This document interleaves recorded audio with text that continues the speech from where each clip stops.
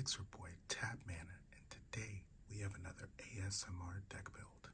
We have Jacob Hauken Inspector as our commander, and our theme today is called Jacob Hauken's Deep Discovery. Release the Kraken.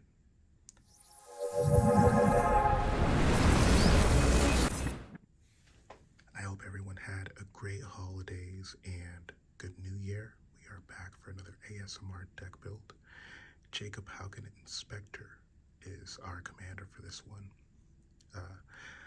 When I was opening the Crimson Vow pack, I saw this card and I just really couldn't help but want to make a deck out of it and share it. So many themes were coming through mind. I know that there is an alternate art version of this for Crimson Vow. I forget the name, but it's from the Count Dracula novel from Bram Stoker. So let's begin with Mana Ramp. The first card we have here is Thought Vessel. We're going to be doing some card draw in addition to exiling, so because of all the mana ramp, we're going to want to make sure we have no maximum hand size, so we can cast what we need to when we want to. There is artifact synergy that will be found in this deck, and I'll point that out shortly after the mana ramp. The next is Palladium Mirror. It's a 2/2 that you can tap for 3, and it'll tap for 2 colorless mana. January 21st, sorry I was stumbling on my words there, we'll be announcing the winner of this giveaway for this deck on January 21st. So comment, like, subscribe to be a part of that.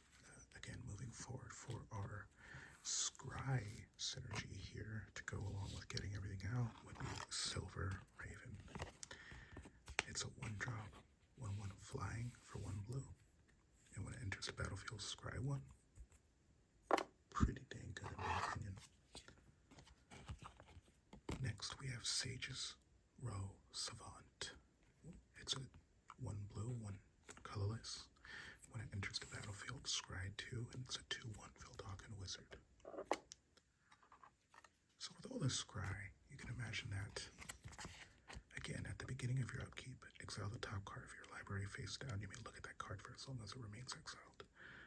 Once during each of your turns, you may play a land or cast a spell from among the cards without paying from this permanent without paying its mana cost. You're gonna scry and see a giant creature and just know, okay, I'll exile that. And I'll just play a land from my hand, or the creatures from my hand that I want. The next creature we have to help us scry will be an Omen Speaker foil from Commander Legends. It's a 1 blue, 1 colorless, 1/3 human wizard. When it enters the battlefield, scry 2. This is so much scry as it is something to help us get what we need out, and it's a Trinket Mage. 1 blue, 2 colorless, 2/2 human wizard, and when it enters the battle, or when it comes into play, you may search your library for an artifact card with converted mana cost 1 or less. Reveal that card, put it into your hand. If you do, shuffle your library. I would say go search straight for Soul Ring, but I actually ran out of Soul Ring, so I'm going to be ordering some more here for future decks. But in the meantime, you can go search for the Dog Hand item. I'll have to, hold on, what's it called? Oh, I already forgot the name. Aether Spellball is one of them. There's plenty of 1-drops here. Merchant's Dog Hand. You can use it to search for the Merchant's Dog Hand if you feel like you're far along enough for that. You can search for an Ornithopter if you just need to get a quick flyer out there, or something to help you block in the air. And we have a 1-drop Hope of Gearper. This one is a 1/1 flying legendary artifact creature, Thopter. 1/1 flying, sacrifice Hope of Gearper. Until your next turn, target player who was dealt combat damage by Hope of Gearper can't cast non-creature spells. This actually will come in useful because we have ways to make creatures unblockable, so you'll appreciate that for what it is when it comes into it. Descendant of Soromaro. This one has probably got to be the most deck valuable common in this deck, because because of how well it works. It's almost as good as scry. You can tap one and tap one colorless, and you can look at the top X cards of your library, where X is the number of cards in your hand, then put them back in any order. Soromaru speaks through me. Listen, and I will tell wisdom of the ancestors. So cool. And then we have a Pondering Mage. When it enters the battlefield, look at the top 3 cards of your library, then put them back in any order. You may shuffle your library, then draw a card. It's 2 colorless and it's 3 colorless and 2 blue, and I think it's totally worth the cost for what we're doing in this deck. Don't you think? Anyways, I build these decks with budget, of course. I do my best with what I have available. There's always room for improvement, so if any of you ever win these and you decided to upgrade it, you should just let me know in the comments. Let me know what you did. I always look forward to improvements. We have a 2/2 Mana War. Oops, I'm going on without even going on to the next step. We're still on scrying, so I'm just grabbing cards. Alright, we have a Preordained Sorcery. It's 1 blue. Scry 2 and draw a card. All these scry cards and draw cards are working really well with the Hauken Inspector. It'll make more sense when we actually get to creatures and the win con here. We're going to be looking to do some pretty decent destruction, and I think you'll appreciate it. Our next card is Opt. It's an instant for 1 blue. You can scry 1 and draw a card. We'll go over utility after this. Otherworldly Gaze, 1 drop, blue. Look at the top 3 cards of your library. Put them in put any number of them in your graveyard, and the rest back on the top of your library in any order. Flashback. 1 blue, 1 colorless. Can we just appreciate that gnarly art here? Look at all those eyes. Watching him. Kind of creepy. Anticipate. It's a 1 blue, 1 colorless instant. Look at the top 3 cards for your library. Put 1 of them into your hand and the rest on the bottom of your library in any order. Divining is the future. Divining the future is easy when you hold the power to sway it, and that is exactly what we're doing with our insight. I love it. This card does feel and look super premium. I'm just happy one of you will have it. For those of you who are waiting on a package, if you're outside the US, packages may be delayed because of the heavy weather. So just letting you know, I got most of these packages out there for my winners. Then we have Mentor's Guidance. It's a sorcery for 3, 2 colorless, 1 blue. When you cast a spell, copy it if you control a planeswalker, cleric, druid, shaman, warlock, or wizard. We do have wizards in here, plenty of them, so scry 1, then draw a card.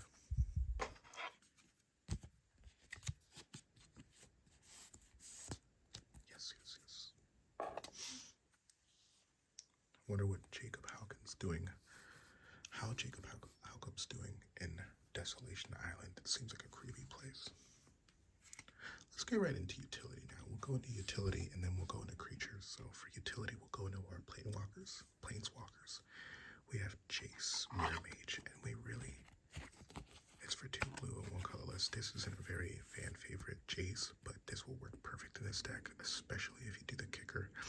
When Jace Mirror Mage enters the battlefield, if it was kicked, create a token that's a copy of Jace, except it's not legendary and its starting loyalty is 1. Here's our copy. So we just need it for the +1 ability, Scry 2. That's all we really care about, just Scry 2. You can take advantage of its 0 drop ability, which is draw a card and reveal it, remove number of loyalty counters equal to the converted mana costs from Jace, but no, we don't care about that. We just want to scry 2, and we can scry 2 twice. Goals. What is that on the card? There's something on the card that's bothering me. There we go. I think it was in the sleeve. Whatever. We took care of it. And moving on to utility, we'll take the next planeswalker. Just look at Morden Kanan. I chose Morden Kanan because of its ending ability, which is just super powerful. We'll start off, we'll go over the whole card here.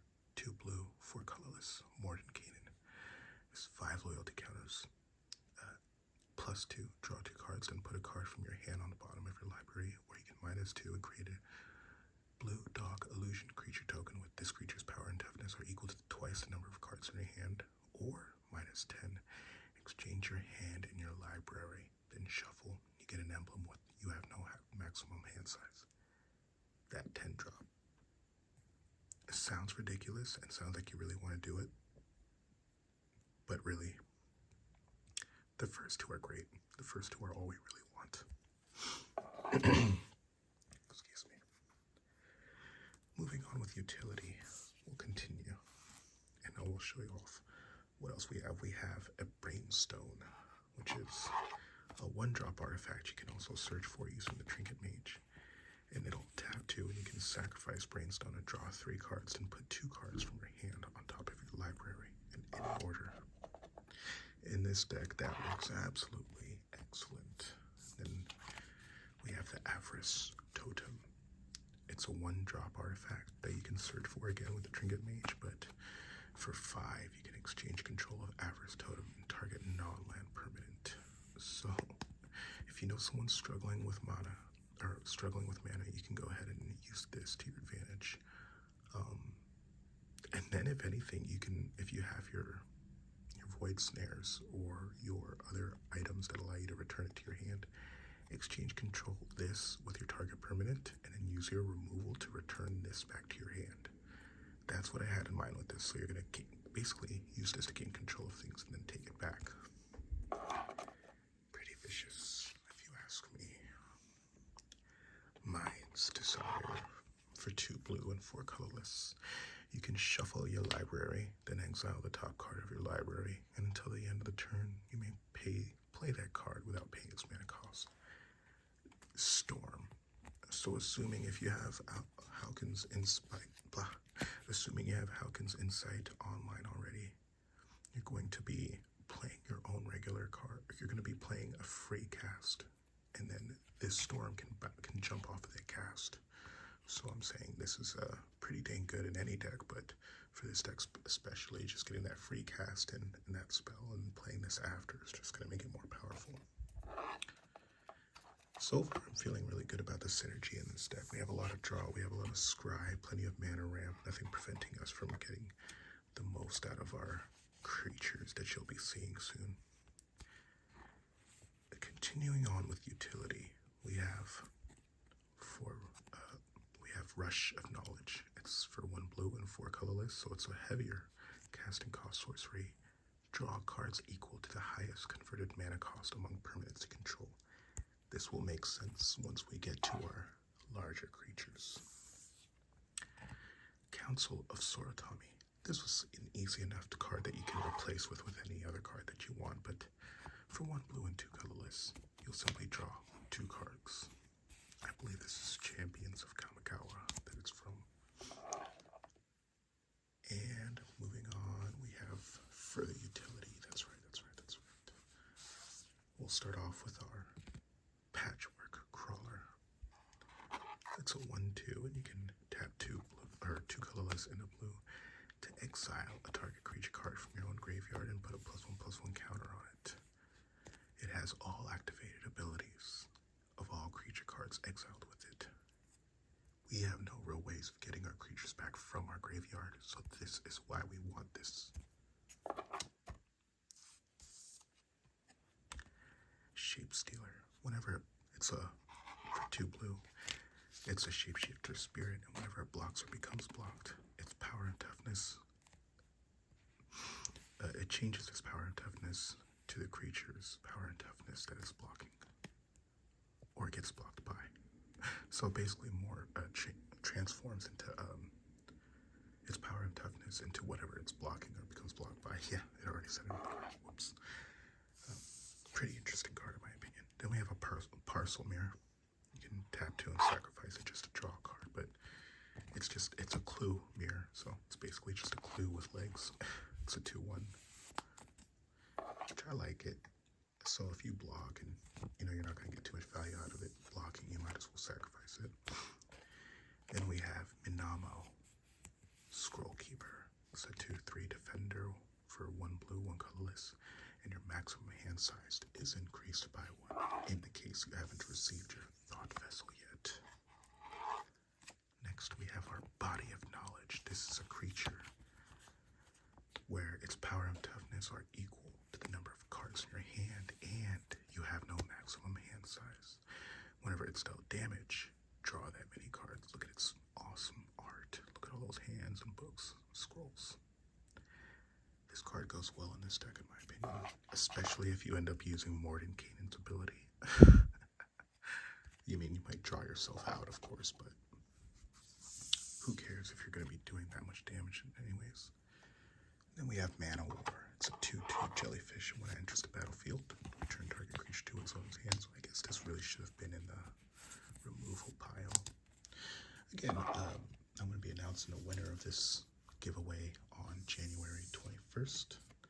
And I'll be announcing the winner of our last giveaway of Ferris' Day Off, I believe, at the end of this video. And there we have our Phantasmal Dragon for 2 blue, 2 colorless.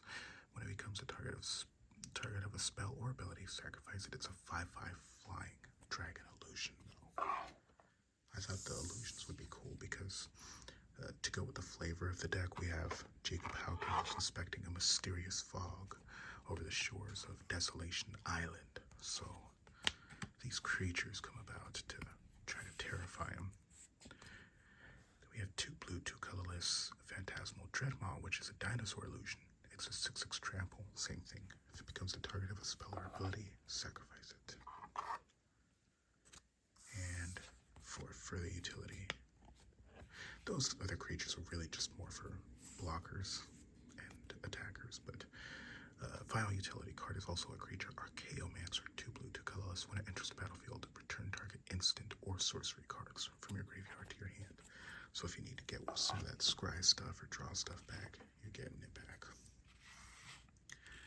Wow, we're almost at the end of the video. We have our win cons now to go over. We have lands and then creatures. So we'll start off with unblockable. Whoops. Our unblockable creatures. We have our Nurok Spy, which is 2 colorless, 1 blue, and it's only unblockable if a defending player controls an artifact. Now, by the time you're casting some of these creatures, you already have plenty of removal and bigger creatures at your disposal, as the mana ramp should have been much easier to get with all the 1-drops and scry abilities. So let's say you got a bigger creature there, you have plenty of mana available. You have our Manamo Sightbender, which is 1 blue, 1 colorless, and you can tap X and tap, and target creature gain with power X or less is unblockable until the end of the turn. It seems like it's, why are we doing the whole X thing here? But we've been using Hauken's Insight to get things out without having to pay their mana costs. So we're saving a lot of mana here by just not having to pay the actual cost of most spells, at least the bigger spells. Another unblockable creature here. I chose this because of its many abilities. You can tap 2 blue, or it's cost 2 blue and 4 colorless, and it's called Aetherling. You can tap a blue to exile Aetherling, then return it back onto the battlefield. At the beginning of the next end step, you can tap a blue to make it unblockable. You can tap a colorless to give it a +1, -1, or you can tap a colorless to do vice versa. Very, very powerful card. Then we have our Blade Griff prototype.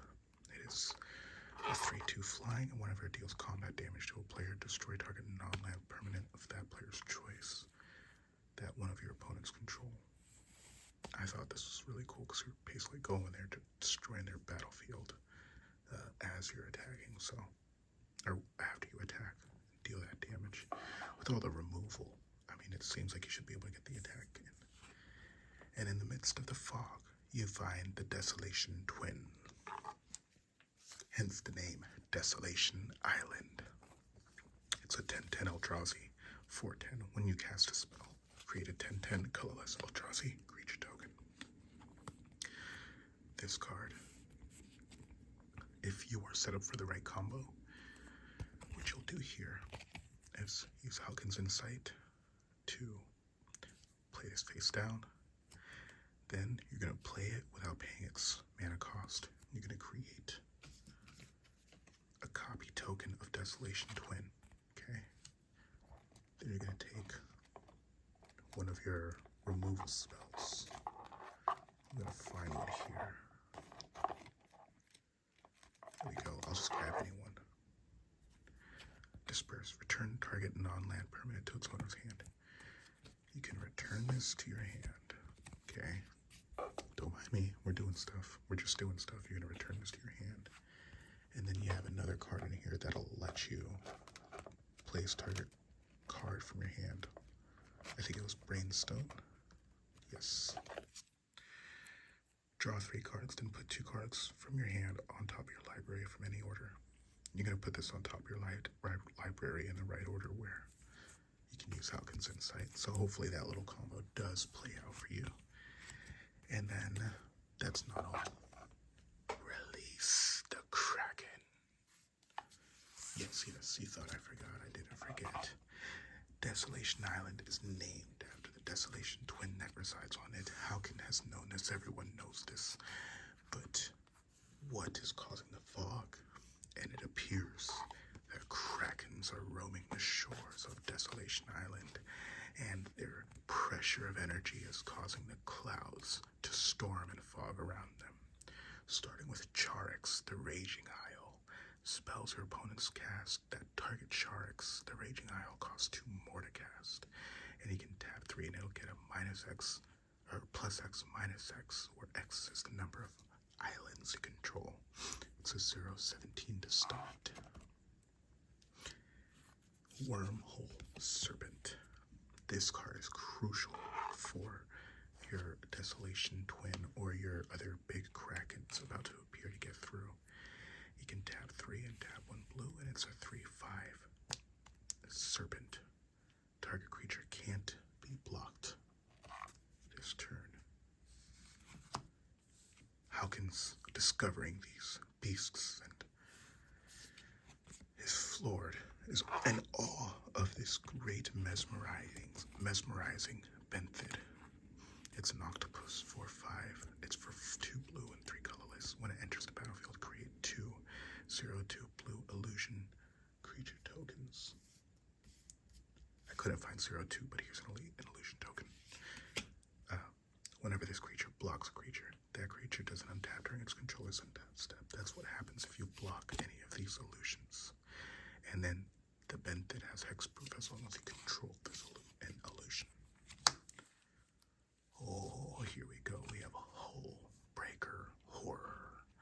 This is actually the one I pulled from my 2-pack Tuesdays opening, which it just debuted again last Tuesday. And be on the lookout for this upcoming Tuesday. They're non-giveaway videos, but they're just short little snack videos for you to watch during the week while you wait on the weekend for me to do these videos. Hullbreaker Horror is for 2 blue and 5 colorless, and it's a 7/8 flash, and it can't be countered. Whenever you cast a spell, choose up to 1.